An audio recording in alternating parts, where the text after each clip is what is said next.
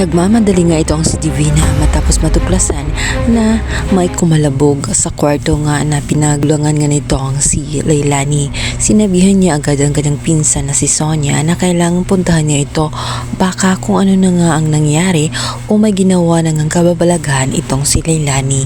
Siyang tunay nga dahil pagdating doon, manginginig nga sa takot at kaba itong si Sonia matapos nga niyang makita na nakawala na nga sa pagkatali itong si Leilani. Wala na sa kanyang ginalagyan. Bukod pa roon, nakita nga niya na ang bintana sa may banyo ay basag na, kaya nagtataka siya at dumungaw siya. Ngunit sa kasamaang palad, lumabas nga agad itong si Leilani at siya ay inuntog sa may pader, kaya siya ay nawalan ng malay. Agad-agad ginamit nga ni Leilani ang pagkakataon.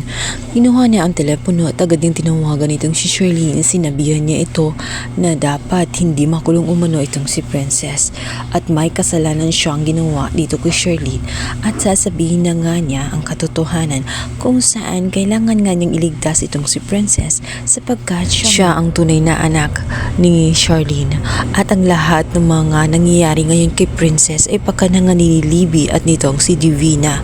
Si Libby ay hindi totoong princess, siya ay maling anak na kanyang nakilala.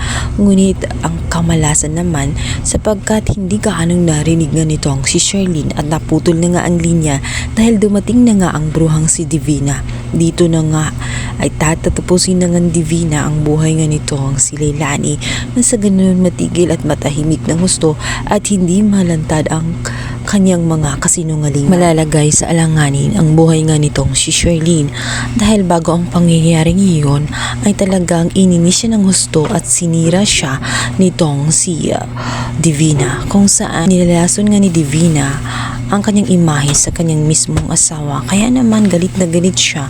Bukod pa roon ay tela inapakapakan ng kanyang pagiging ina. Marami siyang sinabing hindi magandang salita na ikinasama ng loob mo nitong si Shirlene. Kaya naman sa sobrang inis niya ay hindi niya nakontrol ang kanyang emosyon. Muntikan na nga niya itong saksakin ng kutsilyo, bagay na kininisan naman ng kanyang asawang si Raymond. Pakiramdam ni Raymond ay nagiging sobrang violent na nga siya, hindi siyang marunong magkontrol. Mabuti na lang umano ay walang nangyaring masama kay Divina. Dito naman ay labis na nasaktan itong si Shirlene sapagkat sa kabila ng lahat ay concern pa siya kay Divina kaysa pakinggan at kawaan o intindihin ang kalagayan niya. Hindi niya magagawa ang bagay na yun kung hindi nga siya pinoprovoke nga nitong si Divina. Masisira siya ng tuluyan nitong si Divina sapagkat ang kasalanan nga nitong si Divina ay ipapasa niya ngayon kay Shirlene matapos kasing puntahan ni Shirlene itong si Leilani na wala ng buhay at may kutsilyo pa nakatabi.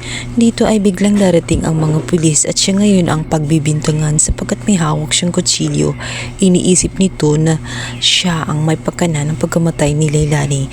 Ngunit ang lahat ay frame up lamang at kagagawan talaga ni Divina dahil sa ayaw niyang malantad ang katotohanan. Malaking katanungan ngayon, paano nga ba lilinisin ni Shirlene at papapatunayan sa lahat na wala siyang kasalanan at wala siyang ginawa kay Leilani? May tao kayang makakatulong na siyang naging saksi kung bakit nawala ng buhay itong si Leilani?